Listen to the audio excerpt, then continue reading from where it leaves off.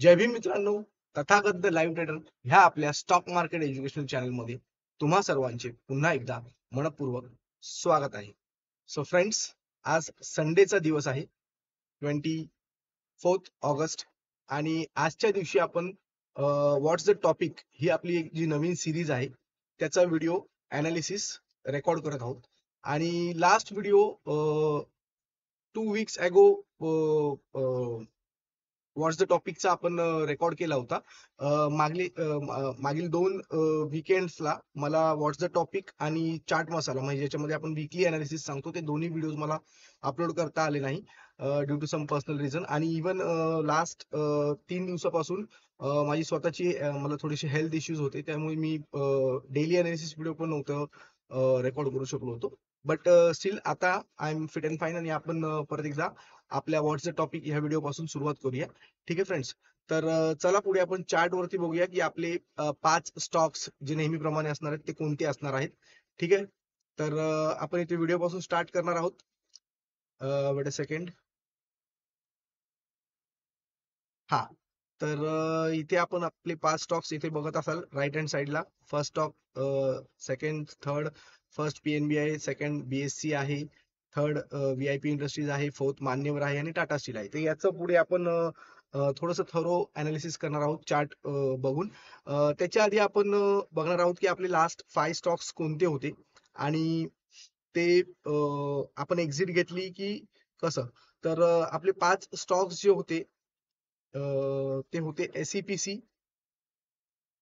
Weight a second. हा, एसईपीसी हा first stock होता जो आपण 1150 ला रेकमेंड केला होता. 850 त्याचा स्टॉप लॉस होता, बट त्याचा स्टॉप लॉस आला नाही, आणि तो सध्या 1187, ऑलमोस्ट 1190च्या आसपास 40 पैसे तो प्लस मध्ये आहे. तर आपण त्यातून एक्झिट घेणार आहोत. त्यानंतर आहे चंबल फर्टिलायझर्स, जो 538 वरती बाई होता. ठीक आहे, त्याचा तो सध्या 561 ला ट्रेड करत आहे. ठीक आहे, सो त्यातून पण आपण प्रॉफिट मध्ये एक्झिट घेत आहोत. त्यानंतर माझगाव डॉक आहे. ठीक आहे, आपला थर्ड स्टॉक होता Mazagon dock. Wait a second, Reliance नव्हता तर मी त्याला डिलीट करतो. माझगाव डॉक होता. तो स्टॉक आता सध्या 2700 ला आहे, बट आपण जेव्हा त्याला रेकमेंड केलं होतं तेव्हा तो 2722 ला होता, आणि 2666, 2666 आता त्याचा स्टॉप लॉस होता. तर त्याचा स्टॉप लॉस हिट झालेला आहे, तर आपण त्यातूनही एक्झिट घेत आहोत. तर माझगाव डॉक ह्या एका स्टॉक मध्ये आपल्याला आपण लॉस बुक करत आहोत. त्यानंतर ज्युबिलंट फूडवर्क्स.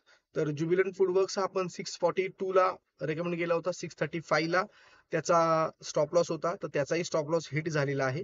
ठीक आहे, आणि शेवटचा स्टॉक होता Pidilite industries.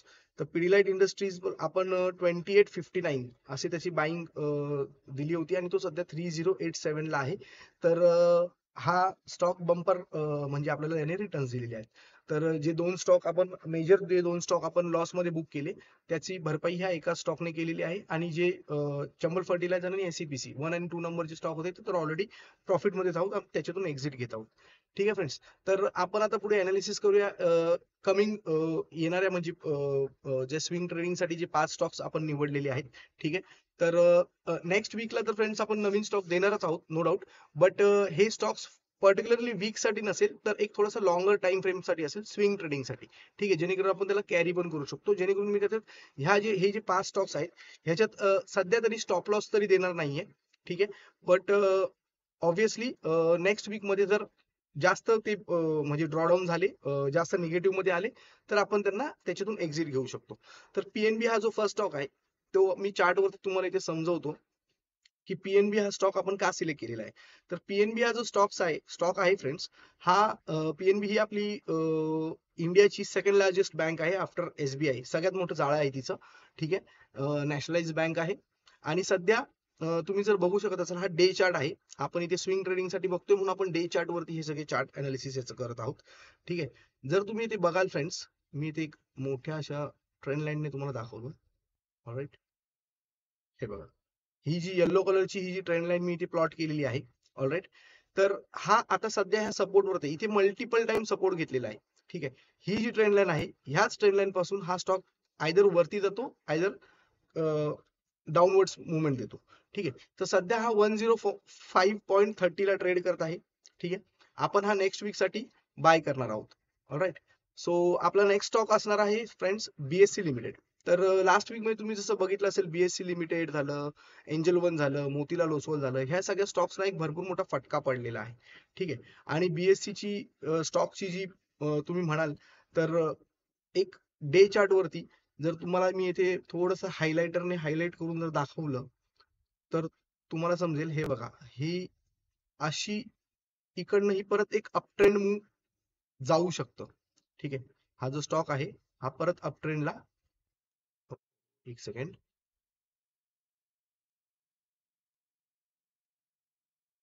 Weight a second. हा हा हा स्टॉक इकडनं टच करून परत अप ट्रेंडला जाऊ शकतो. याची सुद्धा मी येथे एक ट्रेंड लाईन देतो. हा याचा एक मेजर सपोर्ट असणार आहे. ठीक आहे. आणि त्या सपोर्ट वरती सध्या हा स्टॉक ट्रेड करत आहे. आणि इकडनं बीएससी मध्ये बीएससी झालं, एंजल वन झालं, मोतीलाल ओसवाल झालं, हे जे स्टॉक मार्केट ब्रोकर फर्म्स आहेत ह्या, आणि ह्या लिस्टेड कंपनीज आहेत. आणि ह्याच्यामध्ये फार म्हणजे डाऊन ट्रेंड येण्याचे चान्सेस थोडेसे कमी असतात.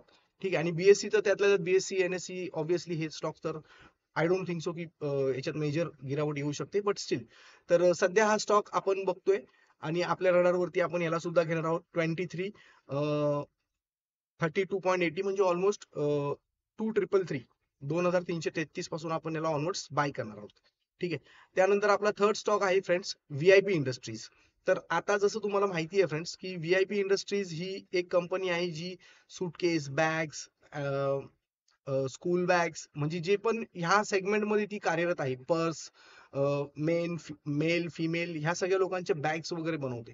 आणि सध्या रेनी सीझन संपल्यानंतर जो आपल्या भारतामध्ये एक सगळ्यात मोठा सीझन आहे की म्हणजे युजली एक ट्रेंड आहे आपल्या इथे इंडियामध्ये की युजली रेनी सीझन मध्ये लोक बाईंग अवॉइड करतात. आणि जसं रेनी सीझन संपतं तर त्यांना नवीन पर्स, नवीन बॅग्स, नवीन सूटकेस, नवीन ट्रॅव्हल बॅग हे सगळं त्यांना हवं असतं. कारण की त्यानंतरच रेनी सीझन नंतरच ह्या सगळ्या गोष्टी लोक स्टार्ट करतात.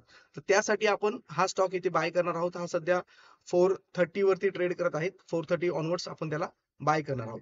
अगेन फोर्थ स्टॉक आपला आहे मान्यवर, म्हणजेच वेदांत फॅशन्स. आता मान्यवर हा स्टॉक जसा आपल्या सगळ्यांनाच माहिती आहे की हा स्टॉक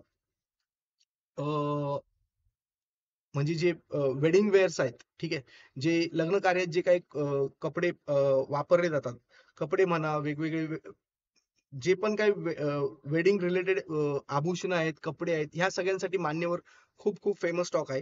आणि जर मी तुम्हाला इथे दाखवलं फ्रेंड्स, एक वेट अ सेकंड, मी तुम्हाला ना एक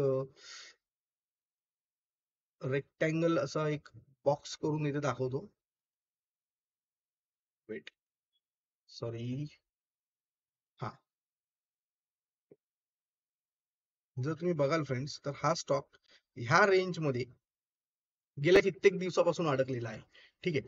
तर जसं हा स्टॉक ही ह्या रेंजची ब्रेकआउट देईल, ठीक आहे, ह्याच्या वरती जाईल, त्यानंतर हा स्टॉक बूम मध्ये असेल. आणि ऑब्व्हियसली आपल्याला जसं आपण आत्ताच म्हटलं की रेनी सीझन नंतर म्हणजे आता साधारण next month onwards, September onwards, October November पासून वेडिंग सीझन सुरू होणार आहे इंडियामध्ये. सो हा स्टॉक रडारवरती आपण ठेवू शकतो. आणि त्यानंतर आपला फिफ्थ स्टॉक असणार आहे टाटा स्टील. ठीक आहे. तर टाटा स्टील ही जी कंपनी आहे ही एक मेजर कंपनी आहे जी इंडियाच्या इनफॅक्ट आपण म्हणू शकतो की स्वातंत्र्यपूर्व काळापासून आहे. ठीक आहे. आणि ही टाटाची एक मेजर कंपनी आहे. ठीक आहे. जी टाटा जो ग्रुप आहे, टाटा ग्रुप हा वर्ल्ड रिनाऊंड ग्रुप आपण म्हणू शकतो. ठीक आहे. तर सध्याच्या भारताच्या ज्या विदेश नीती वगैरे आहेत, भारत जे काही एक्सप्लोर करतोय, ठीक आहे, युएसचे टॅरिफ वगैरे, सँक्शन्स वगैरे हे सगळं चालू आहे, बट युएस एक बिग इकॉनॉमी आहे आपल्यापेक्षा. ठीक आहे. ते आपल्यावरती लावण्यासाठी प्रयत्न करत आहेत. बट अशा अनेक कंट्रीज आहेत वर्ल्ड वाईड ज्यांना युएसशी ट्रेड करायचं नाही किंवा युएस ना त्यांना ट्रेड करायचं नाहीये. तर त्यांच्यासाठी इंडिया हा एक ऑप्शन आहे. ठीक आहे. ते एक लॉंग टर्मला फोकस करून टाटा स्टील हा जो स्टॉक तुम्ही पाहिलात, आणि स्पेशली जर तुम्ही टाटा स्टीलचा परवाचा ड्रॉडाऊन बघितलात म्हणजे फ्रायडेचा, ठीक आहे, तर टाटा स्टीलने एका दिवसामध्ये 1.83 म्हणजे ऑलमोस्ट 2% टाटा स्टील हा पडलेला आहे. ठीक आहे. जो एवढा फॉल त्याच्यामध्ये एक्सपेक्टेड नाहीये. ठीक आहे. हा इकडनं 158 वरून परत इकडे खाली जाऊन 154, आणि एक मेजर सपोर्ट त्याचा आहे 152 च्या आसपास, म्हणजे ऑलमोस्ट 150च्या आसपास. इकडनं खाली हा जाऊ शकत नाही. 150च्या आसपास याला आपण स्टॉप लॉस लावू शकतो. तरी पण सुद्धा आपण स्टॉप लॉस इथे कोणत्याही स्टॉकचा, जसं मी मगाशी म्हटलं तसं, आपण इथे कोणताही स्टॉकचा स्टॉप लॉस आपण इथे कन्सिडर करून चालणार नाही आहोत.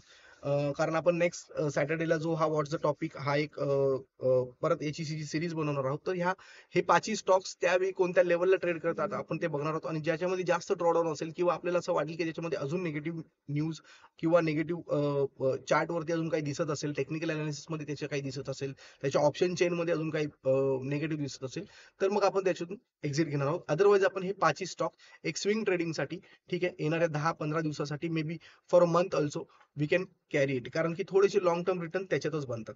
ठीक आहे फ्रेंड्स. तर अशा पद्धतीचं आपले हे पाचही स्टॉक होते व्हॉट्स द टॉपिक ह्या आपल्या सेगमेंटचे. ठीक आहे. तर तुम्हाला जर ही सिरीज आवडत असेल तर तुम्ही कॉमेंट बॉक्समध्ये नक्कीच सांगा. तुम्हाला कोणतेही डाऊट्स असतील, क्वेरीज असतील तर त्याबद्दल नक्कीच विचारा.